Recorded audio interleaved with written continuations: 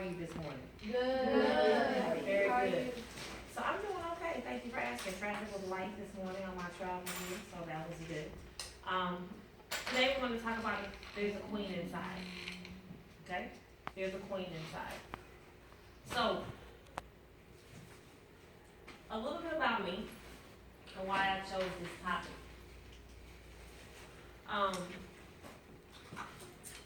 You all in the class of 2022. Yes, Whoop, ma'am. whoop. Yeah. And you know, I have a daughter not much older than you. She's a class of 2020. Woo! And I recall when I first started teaching, I taught seventh grade. My first teaching assignment was to teach seventh grade. And the next year I moved with those seventh graders to become eighth graders. And the next year I moved across town to a school to teach ninth grades. And then I moved into another high school and I taught all of the grade levels. And I taught math the entire time. Math.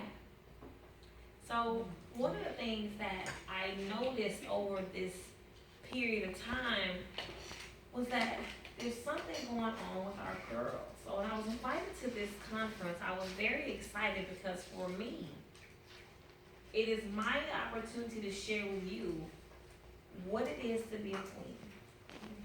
You see, when we say queen, we often think of the Queen of England or some type of queen in Egypt where, before time, or Queen of Athena. We have all these foreign people, away people, that define queen for us, right? Mm-hmm.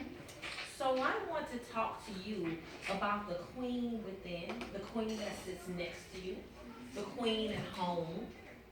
I want to talk about that, okay? So there's a queen inside.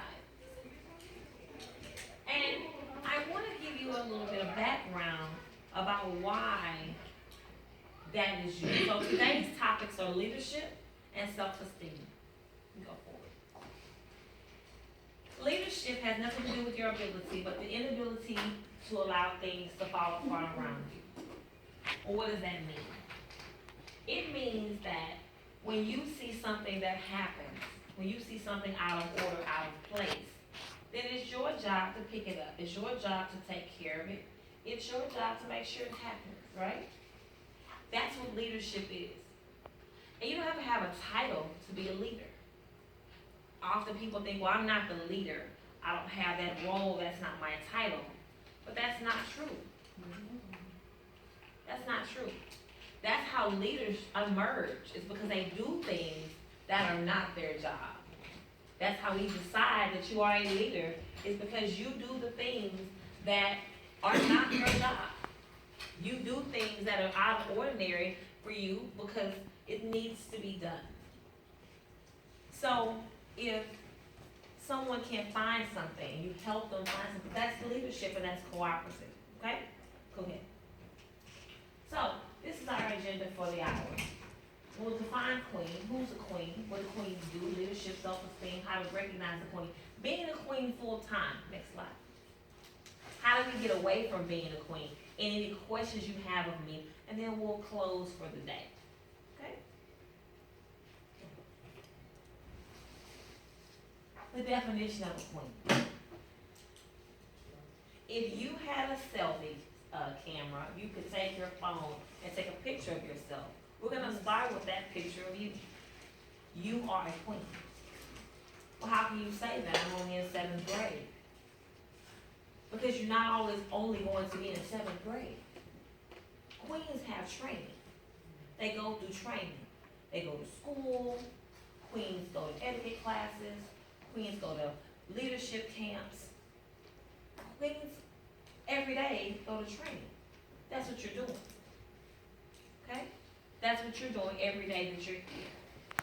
And when you go to the next school, and the next school, and the next school.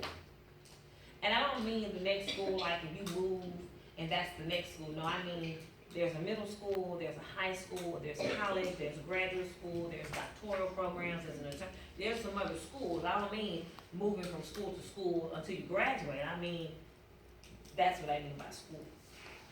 So the definition of a queen is someone who carries herself well.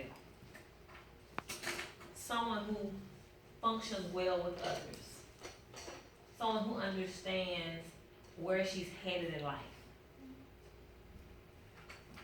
And that heading is not just a specific job, but an attitude of excellence. So what does that look like? You may change your career decision several times. You may change your major in college several times. But in all of those changes, the outcome should be success and excellence. That's what queens do. We do successful things, we do elegance, we do excellence, we do things well. Let's go forward. It'll be clearer to you in just a second. So I talked about who's a queen. That's you. We talked about that. Go forward. Now, what do queens do? We do the awesome, the spectacular, the extraordinary, the outrageous, and the outlandish.